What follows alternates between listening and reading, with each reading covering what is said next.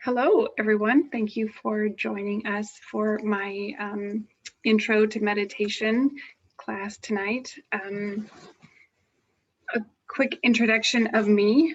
My name is Jill, and I used to be a part of the Boise Fellowship, and I've moved across the country, and now I live in Delaware.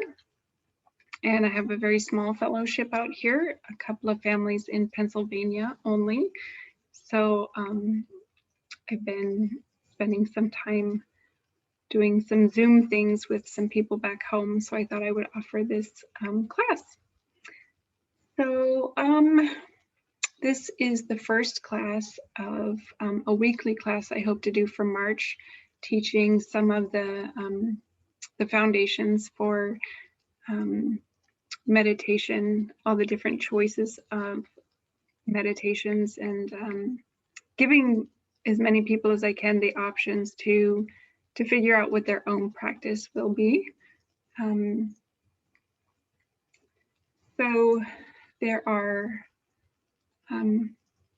some great apps for meditation. I wanted to mention that I really like the Insight Timer. It's free and it's really easy to work on your phone if you have that. They have thousands and thousands and thousands of free meditations, but they also have this thing here that is called a timer, and so you can set your you can set yourself up to practice your meditations by setting timers for how long you want to meditate, and it keeps track of how many times you've meditated and how many minutes you've meditated. And it also seems to be a social networking thing, but I don't use it for that particular aspect. But there's guided meditations, and there's lots of wonderful things that are on there. There's I mean, just thousands of meditations, so that you can kind of get a feel for what kind of meditation that you would want to listen to if you wanted to do some yoga nidra. But what we're going to cover in these next classes are breath meditations and some pranayama, mantra meditations using a mala, which is one of these right here. And that won't be this class. Counting meditations, chakra meditations, and light meditations, which are really fun to listen to and to visualize. So those are some of the things that we're going to cover. Today, though, I wanted to start with just a regular, simple breathing meditation. One of the things that makes meditation so hard is that we're just not very still. And that's actually where the foundational purposes of the asana or the poses in yoga came from, that they would work out their bodies, from head to toe, and get their heartbeat going, and connect with their breath, and get to the point at the end of the class that their mind, they had done the work and kind of loosened themselves up and prepared themselves for the meditation. So I recommend that if you have any sort of exercise practice, or if you do yoga at home, or take the dog for a walk, that when you come back from some sort of a physical exercise, that would be a good time to do a meditation practice, provided that you struggle with keeping your mind centered and focused. If you don't have monkey mind, and if you feel like you're pretty good, or you have a basic meditation practice already, you can just get up in the morning and you can do your practice, or you can do it at night. Sometimes before the sunrise, if you can get up and just meditate and clear your mind and do your prayers, or read scriptures before the day starts, that would be another good time for meditation. So the one that we're going to work on today is your basic breath awareness meditation. And so one of the misconceptions about meditation is that you need to clear your mind of all thoughts, which is impossible. So what I have learned is that what you really want to do is you want to make your mind single to one thought. And there are, as you heard from how many choices of meditation styles there are, there's many ways to do it. But when we do a breath meditation, we bring our awareness to our breath, just this singularity of the breath only. So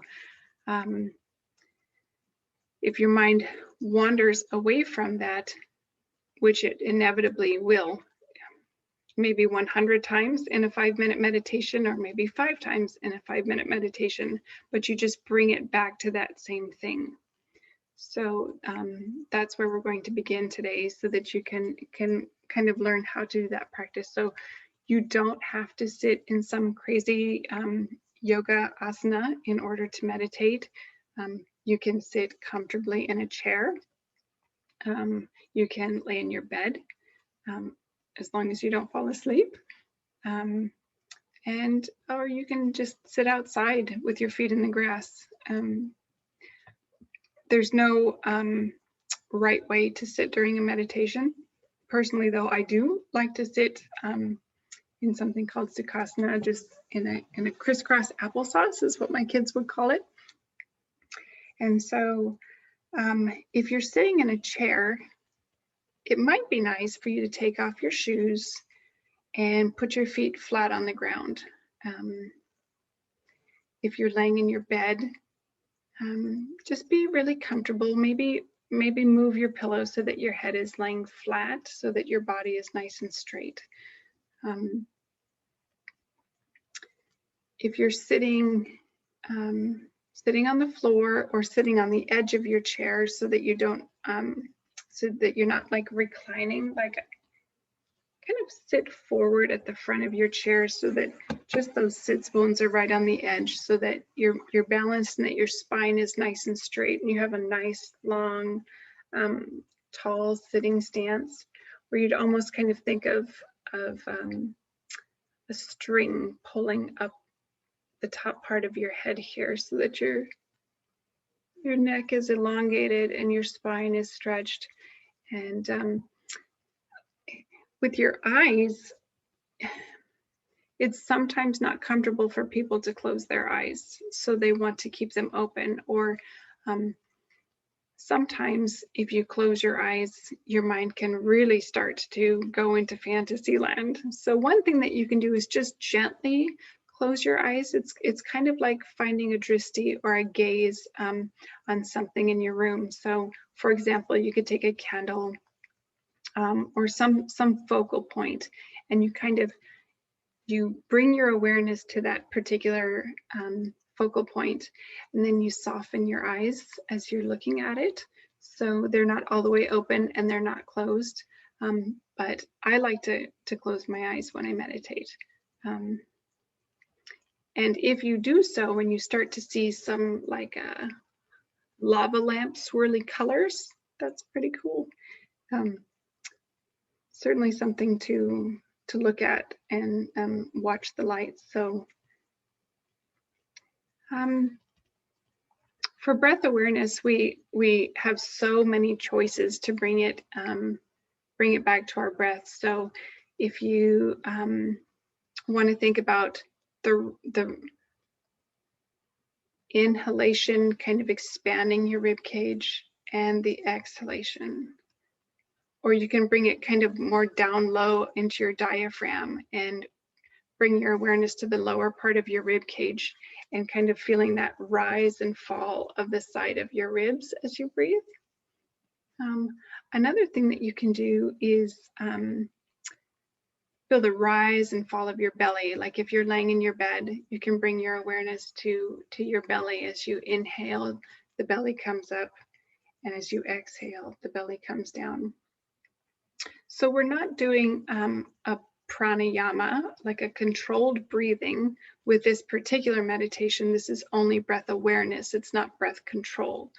So you don't want to try to elongate your breath or to breathe slower. You just want to just be aware of the natural ebb and flow of your breath, the natural rise and fall of your breath, and not alter it in any way.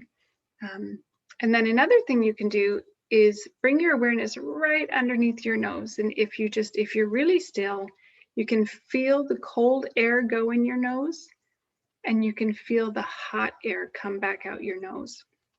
And that's one of my favorites, because it's just an awareness right here, that inhalation of cold and the exhalation of the warmth coming out of your nose. So any one of those things is a great place to start for the breath awareness.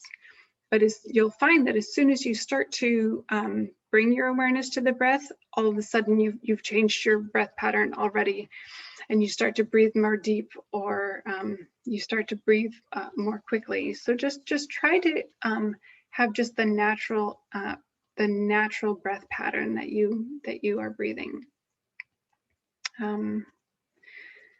So some people like to meditate listening to something. Some people like to meditate in silence. Either one is fine. You can have nature sounds of babbling brooks on the insight timer, or crackling fire, or you can just have the stillness in your house. So I also prefer to have a more quiet meditation.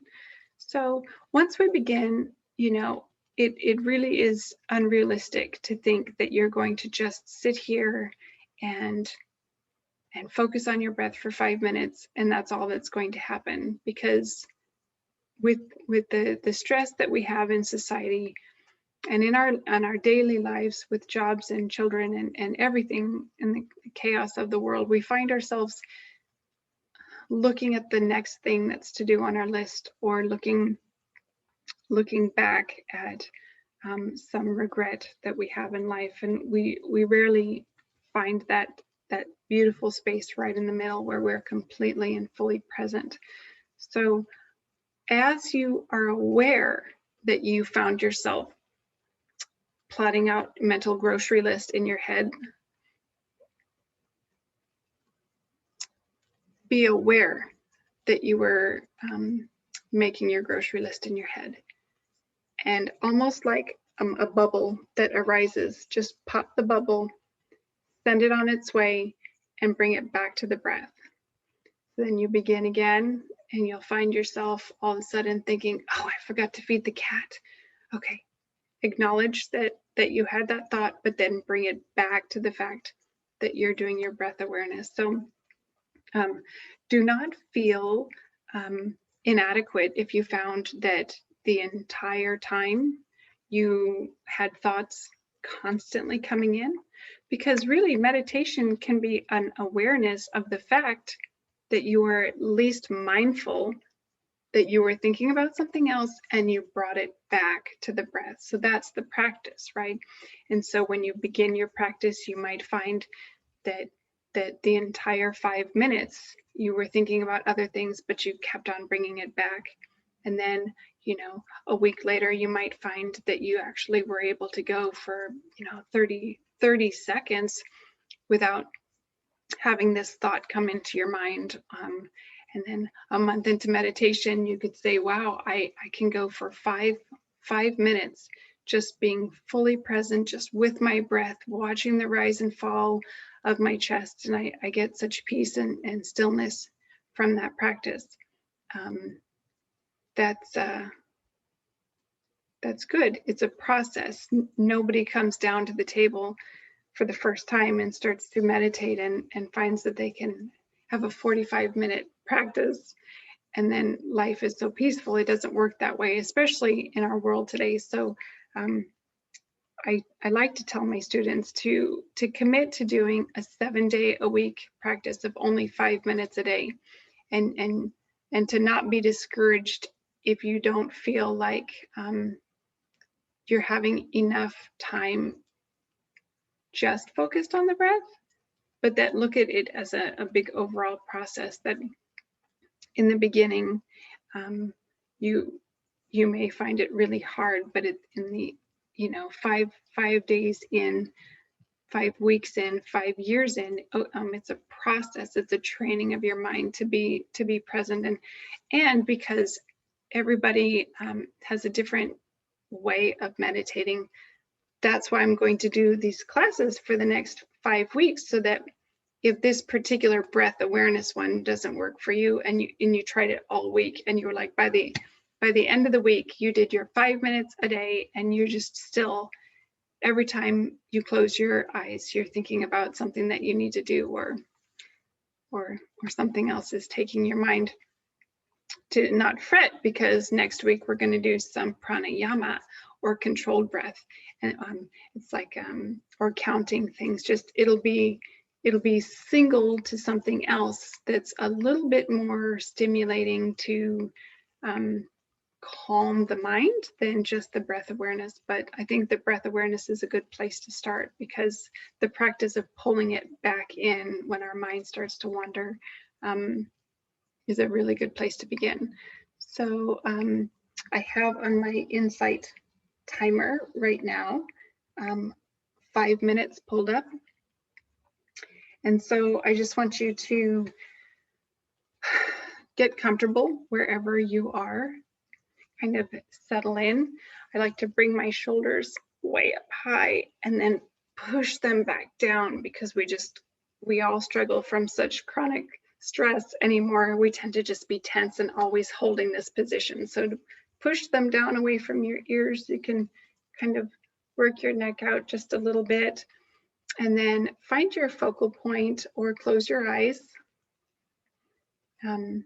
whichever feels more comfortable. We're going to go nice and slow so that you can have the opportunity to say, well, no, I don't like that, or maybe I should look over here, and just kind of tap in and just see what works best for you on this particular practice today.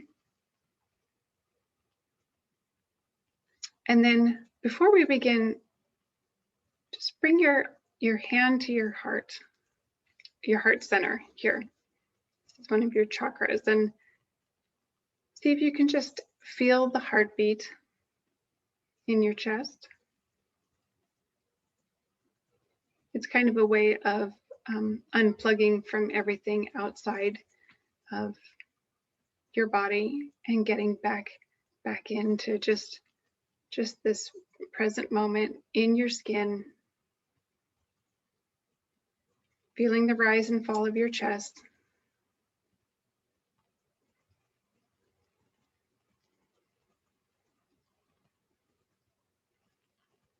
And because we're not meditating yet, it's easier to kind of notice the natural rise and fall of your chest.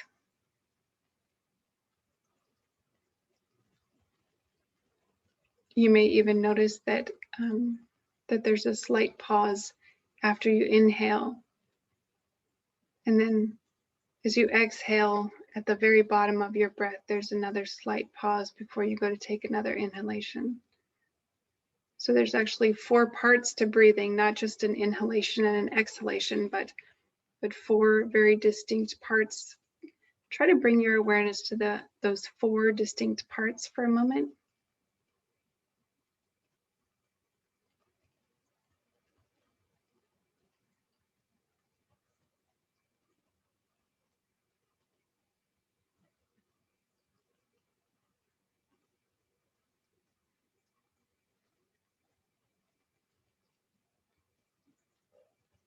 And then we'll go ahead and get ready for our meditation. So try to pick just one of the things that, one of the suggestions I gave you. Maybe it's the rise and fall of your chest. Maybe if you're on your bed, the rise and fall of your belly, or bringing your awareness to this, this cooling and heat coming from your nose. Another thing I know, Thich Nhat Hanh's, one of his most simple meditations is that as he inhales, he says in his mind, this is my inhale. and this is my exhale. And that's what he does the whole time. So that's how he keeps his mind focused on his breath, is to acknowledge as he's inhaling that he is inhaling, and as he is exhaling, he is exhaling. So pick one of those 4, and we'll give it a try here. I will start my timer and we'll give it a quick go. Starting now.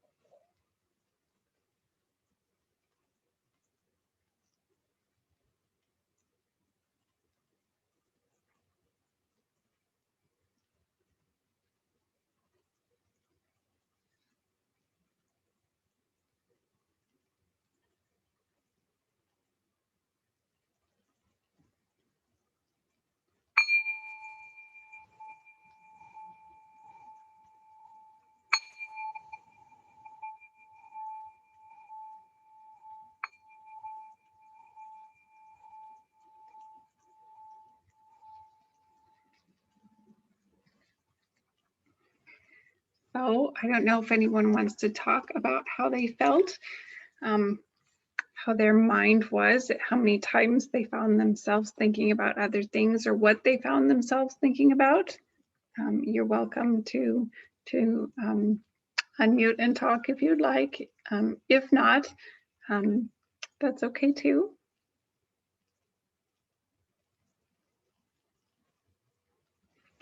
Okay, so my suggestion for this first week is just to try to every day find 5 minutes, whether in the morning or after you exercise or before bed, where you can find some stillness and some quiet and just kind of tap in and tune out the outside world and bring your awareness to that. Okay, we have a message popping up. I had a clicking talk that was more a focus than breathing. I'm sorry. Yeah, I had a husband that I could hear in the house that was a little bit of a distraction. And I hadn't thought about how I was going to let anybody in if my eyes were closed while I was meditating. So I had to check on a couple of things, but obviously this meditation wasn't for me, it was for you guys to get a chance to do that. So give it a try for the next week. And if you want to come back next week, before we do it, we can talk about any success that you had, everyone, what they noticed, whether they gained progress through the week, whether they found that this particular one was calming or whether it was too challenging. So I'd be happy to hear. And next week, I think I'm going to teach some pranayama, which is the controlled breath. That is a good one. It's a little bit more, for me, for my kind of way that I still my mind, it works a little bit better for me to do some pranayama. And I am going to be teaching a really excellent one called Nadi Shodhana, which is an alternate nostril breathing that is incredible for doing before you meditate, so that you can really kind of balance the hemispheres in your brain and prepare yourself for meditation beforehand. So I'm looking forward to that. I'm going to go ahead and pause the recording now, and then if anyone wants to talk after the recording, you're welcome to speak up. Thank you for joining us.